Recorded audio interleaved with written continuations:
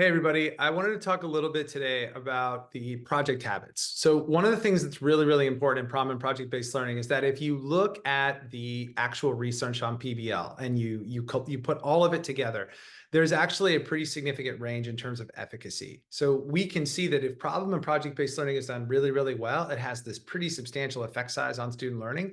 But we can also see that if we actually don't manage it very well, it can actually have a negative effect on student learning. And this comes from Hattie's latest research from 2023, the Visible Learning Sequel, where they actually look at the effect size of PBL and they can see this range. Well, what makes the difference? Why do we see some PBL that has this really high effect size and some that has this really low effect size on student learning?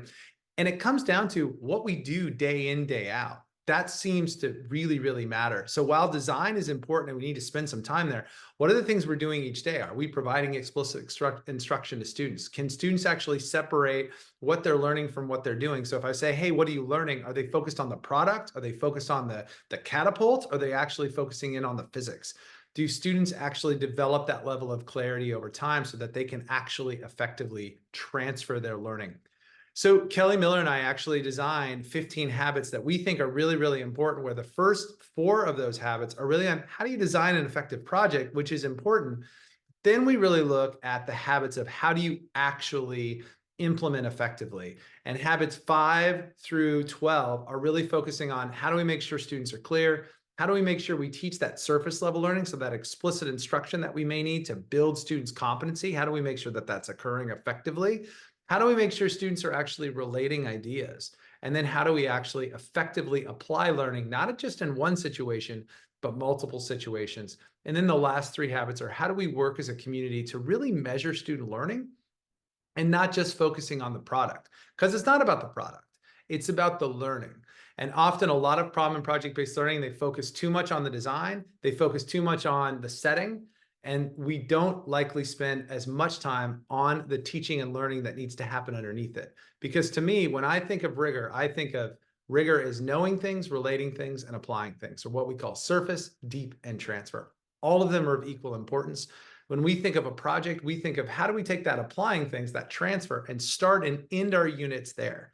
And if we can start saying, that's how I'm going to start this and build this, then over time, we can start to build more and more rich problems and projects so that it's incredibly engaging for students and it can contribute to real world problems. And at the same time, students can still do really, really well on tests and learn the content that they need so that we can actually have a both and as opposed to an either or. So as you're looking at engaging in problem and project-based learning, and you're thinking, I want to engage more in inquiry, I want to be thinking about that not just as a disposition, but also as a methodology, I would suggest that you consider this particular type of work to make sure that you're really getting the effect that we really want to see within this particular work, and not leaning on these projects that may not get the type of learning because it's the day in, the day in, day out. We never rise to our goals, we fall to our systems. You can build whatever project you want, but at the end of the day, if we're not seeing the small doable practices that students need through reading, writing, and talking, we'll just never see the rigor. What we'll see is we'll see a project, we'll see a great product, but then when we're listening to students, is it hollow? Do we see a hollow project? And that to me is the difference between rigorous problem and project-based learning and problem and project-based learning.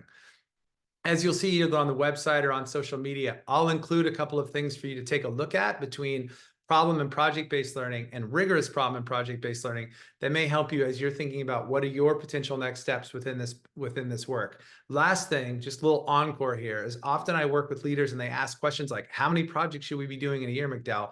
It's not about the projects, right? It's about what are those project habits that we're doing each day that students are developing their ability to predict, they're developing their ability to problem solve.